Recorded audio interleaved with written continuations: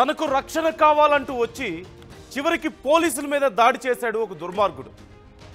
వేరే దగ్గర గొడవ పడ్డాడు. దాని గురించి కంప్లైంట్ ఇవ్వడానికి పోలీస్ స్టేషన్కి వచ్చాడు. తిరిగి పోలీసుల మీదే కత్తులతో దాడి చేస్తే చివరికి వాళ్ళు ప్రాణాలు పోయే స్థితిలో కొన్న ఊపిరితో చికిత్స పొందుతున్నటువంటి పరిస్థితి కనిపిస్తోంది. ఈ ఘటన జరిగింది నిర్మల్ జిల్లాలో ఈ ఘటన చోటు చేసుకున్నట్లుగా తెలుస్తోంది. కుబీర్ పోలీస్ స్టేషన్లో ఈ ఘటనకు సంబంధించి ఇప్పుడు పెద్ద సంచలనం రేగుతోంది. నిందితుడు మహారాష్ట్రకు చెందినటువంటి కలీంగా గుర్తించారు పోలీసులు. కుబీర్లో బంధువుల ఇంట్లో గొడవ పడి పోలీస్ స్టేషన్కి వచ్చాడు కలీం. అక్కడ హెడ్ కానిస్టేబుల్ హోంగార్డులతో అక్కడ వాగ్వాదం జరిగింది. ఈ నేపథ్యంలో వారి మీద కత్తులతో దాడి చేసినట్లుగా తెలుస్తోంది. చివరికి తీవ్ర గాయాలతో ఆసుపత్రిలో పోలీసులు చికిత్స పొందుతున్నటువంటి పరిస్థితి. ఈ ఘటనపై దర్యాప్తు చేపట్టారు ఉన్నతాధికారులు. చాలా విచిత్రమైనటువంటి దారుణమైనటువంటి పరిస్థితి. ఖచ్చితంగా అతని మనస్తత్వాన్ని మనం ఇక్కడ అర్థం చేసుకోవాలి. అప్పటికే బంధువులతో గొడవ పడున్నాడు. దానికి సంబంధించి పోలీస్ స్టేషన్కి వచ్చాడు. చివరికి పోలీసుల మీద కూడా కత్తితో దాడి చేశాడంటే మనం స్క్రీన్లో చూస్తున్నాం. అతను చేసినటువంటి దాడిలో తీవ్రంగా గాయపడి హాస్పిటల్లో చికిత్స పొందుతున్నటువంటి పోలీసులు, డ్యూటీలో యూనిఫామ్లో ఉన్నటువంటి పోలీసుల మీద, అది కూడా పోలీస్ స్టేషన్లోనే దాడి చేశాడంటే అసలు ఏం జరిగింది? పోలీస్ స్టేషన్కి సహజంగా ఎవరైనా రక్షణ కోసం వస్తారు. అలాంటిది పోలీసుల మీద దాడి చేసే పరిస్థితి అసలు ఎందుకు వచ్చింది? పోలీసులతో ఎందుకు గొడవ జరిగింది? ఒకవేళ గొడవ జరిగినా డ్యూటీలో ఉన్నటువంటి యూనిఫామ్లో స్టేషన్లో ఉన్నటువంటి పోలీసుల మీద కత్తితో దాడి చేయడం ఏంటి? అతనికి కత్తి ఎక్కడి నుంచి వచ్చింది? అక్కడ పోలీసుల మీద దాడి చేశాడంటే కనీసం విచక్షణ కోల్పోయే పరిస్థితి మనం చూడవచ్చు ఇక్కడ క్లియర్గా. సో అసలు ఏం జరిగింది, ఎందుకు దాడి చేశాడు అనే వివరాలు తెలుసుకుందాం. రైట్, ఈ అంశానికి సంబంధించి డీటెయిల్స్ తెలుసుకుందాం. రవినాయక్ జాయిన్ అవుతున్నారు, మా ప్రతినిధి. రవి, పోలీసుల మీద దాడి చేయడం ఏంటి రవి?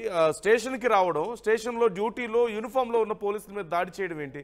మనకి స్క్రీన్లో కనిపిస్తున్నాయి, చాలా దారుణమైనటువంటి గాయాలైనట్లుగా కనపడుతుంది వాళ్ళకి. ఏం జరిగింది అసలు అక్కడ? ఎస్ నందు, నిర్మల్ జిల్లా కుబీర్ మండల పోలీస్ స్టేషన్లో జరిగిన ఘటన ఏదైతుందో ఇప్పుడు రాష్ట్రంలోనే సంచలనంగా మారిన పరిస్థితి. నేరుగా ఒక బాధితుడు పోలీస్ స్టేషన్కి వచ్చి కలీం అనే వ్యక్తి నేరుగా హెడ్ కానిస్టేబుల్ తో పాటు హోంగార్డ్ పైన కత్తితో దాడి చేసే ప్రయత్నం. ఇటు హెడ్ కానిస్టేబుల్ కు అదే విధంగా హెడ్ కానిస్టేబుల్ సత్యనారాయణకు బాధితుడు కలీం ఇద్దరి మధ్య ఆ వాగ్వాదం నెలకొంది. పోలీస్ స్టేషన్ లో వాగ్వాదం అనంతరం హెడ్ కానిస్టేబుల్ నచ్చజెప్పే ప్రయత్నం చేశారు. అప్పటికే కొంత మహారాష్ట్ర నుంచి వచ్చిన కలీం కుటుంబంతో బైన్సాలో తనకు సంబంధించిన వాళ్ళు బంధువులతో గొడవైనట్టు తెలిసింది. అయితే కుబీర్ మండలం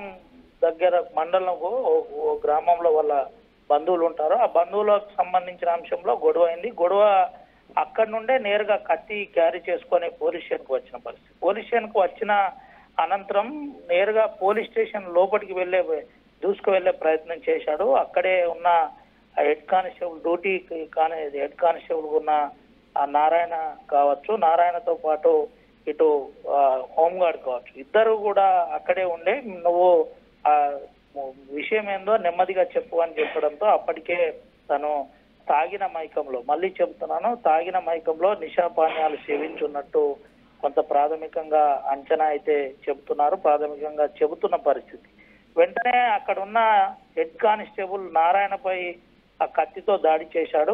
కత్తితో దాడి చేస్తే కలీంకు బలమైన గాయమైన పరిస్థితి, చాలా రక్తస్రావం కూడా జరిగిన పరిస్థితి, ఒక పెను ప్రమాదం తప్పిందని కూడా చెబుతున్న పరిస్థితి. కానిస్టేబుల్ పై నేరుగా వెళ్లి దాడి చేయడం ఏంటి, అది పోలీస్ స్టేషన్ లో ఈ విధంగా జరగడం చాలా బాధాకరం, అమానుషమైన ఘటన జరిగిందని మండల కుబీర్ కేంద్రంలో చర్చించుకుంటున్న పరిస్థితి కనబడుతుంది. అయితే ఇంత ఈ విధంగా చేయడం అనేది చాలా దారుణమైన అంశంగా భావిస్తున్న పరిస్థితి. అయితే హోంగార్డ్ కు అదే విధంగా హెడ్ కానిస్టేబుల్ నారాయణకు గాయాలైనాయి. నారాయణకు ఏరియా ఆసుపత్రి బైన్సాకు, ఇటు హోంగార్డ్ తో పాటు నారాయణకు ఏరియా ఆసుపత్రి బైన్సాకు తరలించిన పరిస్థితి. అయితే అప్పటికే హెడ్ కానిస్టేబుల్ కు బలమైన కత్తిపోటు కావడంతో అతనికి మెరుగైన వైద్యం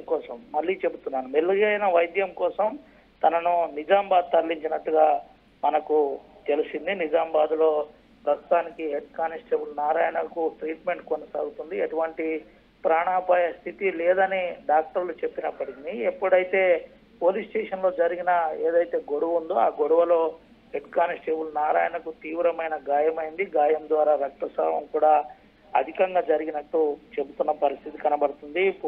పోలీసులు కేసు నమోదు చేసి అక్కడున్న సీసీటీవీ ఆధారంగా నారాయణతో పాటు ఇటు వచ్చిన కలీం ఏ అంశంపై చర్చ జరిగింది. అంతా కూడా సీసీటీవీ సర్వేలెన్స్ మధ్య పోలీస్ స్టేషన్ ఉంటుంది. అయితే కలీంది తప్పని తేలిన పరిస్థితి. తాగిన మైకంలో నేరుగా నచ్చజెప్పే హెడ్ కానిస్టేబుల్ నారాయణపై దాడి జరిగినట్టు ప్రాథమికంగా ఒక నిర్ధారణకు వచ్చారు. పోలీసులు కేసు నమోదు చేసుకొని దర్యాప్తు చేస్తున్నారు. అసలు కలీం ఎవరు, ఎక్కడి నుంచి వచ్చారు, మహారాష్ట్రలో ఎక్కడుంటాడు, అసలు విషయం ఏంటి అనే కోణంలో కూడా పోలీసులు సీరియస్ గా దర్యాప్తు చేస్తున్న పరిస్థితి. దీనిపై జిల్లా ఎస్పీ జానకి శర్మిల ఐపీఎస్ కూడా చాలా సీరియస్ గా రియాక్ట్ అయినట్టు తెలిసింది. పోలీస్ స్టేషన్ కు వచ్చి అందరికీ ధైర్యం ఇచ్చే పోలీసులపైనే దాడి చేయడం అనేది ఎంత వరకు కరెక్ట్, అసలు ఏంది అనే కోణంలో తన ఫోన్ నుంచి మొదలుకొని కాల్ డీటెయిల్స్ అన్ని సేకరించే ప్రయత్నం, దాంతో పాటు తన బంధువులు ఎవరు, అసలు అక్కడ ఏం జరిగింది, ఏ ఫ్లడ్ స్టేషన్ లో తన రావాల్సి వచ్చింది, నిజంగానే కుటుంబ కలహాలు ఏదైనా ఉన్నాయా, లేదంటే ఇతరత్ర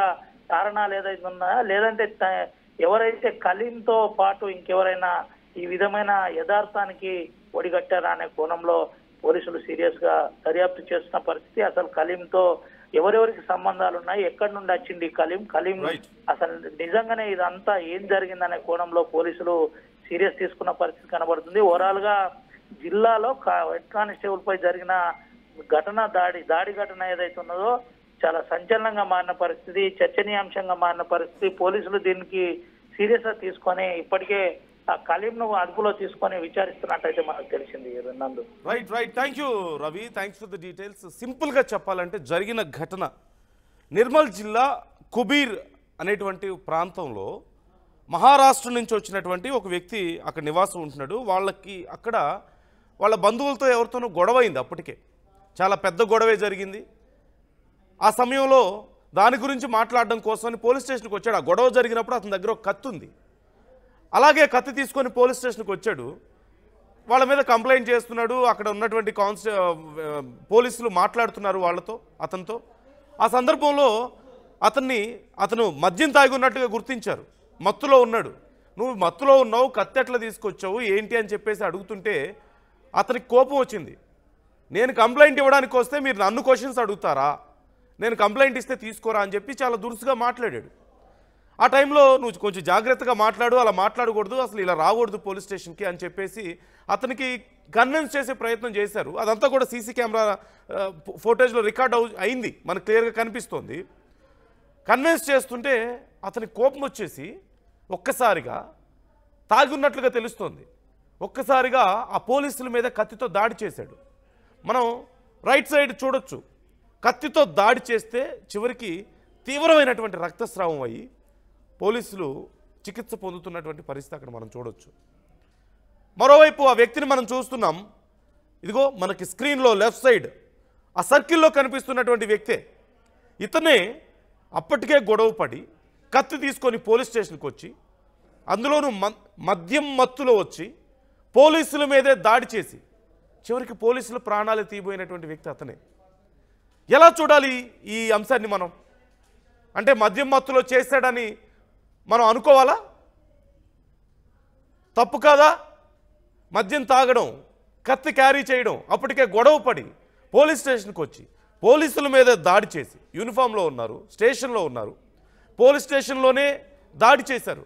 మనం భారతదేశంలో కాబట్టి నిజం చెప్పాలంటే ఇలాంటి వాళ్ళు ఇంకా చాలా ఈజీగా దాడులు చేసి మరి తప్పించుకోగలుగుతున్నారు.